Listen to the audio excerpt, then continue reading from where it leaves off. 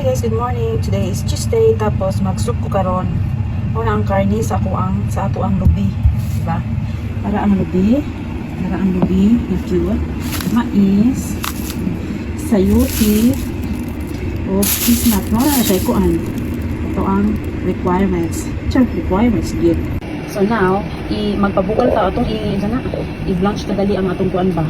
Ang karni good para matanggal tong iyang mga hugaw-hugaw, ng mga nalilit ng mga dugo ng anak. So, itong pabukalan kadali. Dito na nga yung aking sayuti, hindi siya malaki, hindi din maliit na pagkahiwa, at saka ito yung niyog na pagka-slice ganyan, malipis lang. Tapos ito yung cheese nut.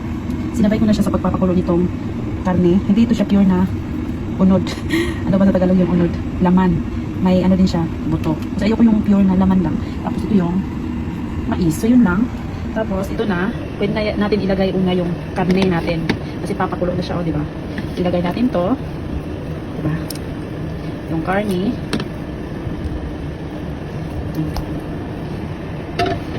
Tapos, depende na yan sa inyo kung ano una nyo ilagay. Itong mais.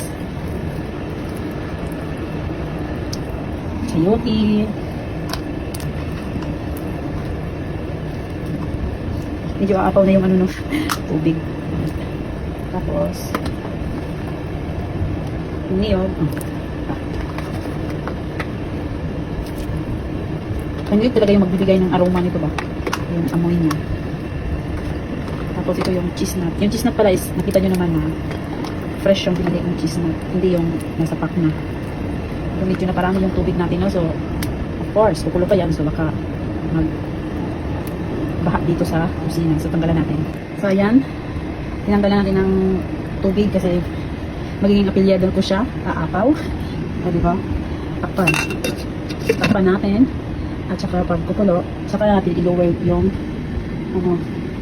apoy. So guys, nabukal naman siya no. Tapos na siya yung something na mga brown good. Sa karne man na siya. So ato na siyang i-tanggal. Ang gamay naman ito di ay. Tanggalon na to siya. Ang nagtubig na panitan na kay silula. Grabe yung insect kay hugaw daw na siya. Maudaw ng hugaw sa karne. Diba? Okay, fine. So now, kay nabukal naman siya. Ganyan na ako na siyang taod-taod. Tangag asin.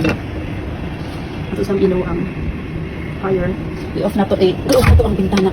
Close na to ang bintana. Maunay magdalag hangin. Para sa timing ang kalayo. Ang dako-dako nga bawal akong gipuan para overflow na. Diba ganit yung toothpick nila no. Ay para open gamay ang taklo. Na siya. Grabe yung pagkulo ko. Hindi naman siya as in ako. See you later.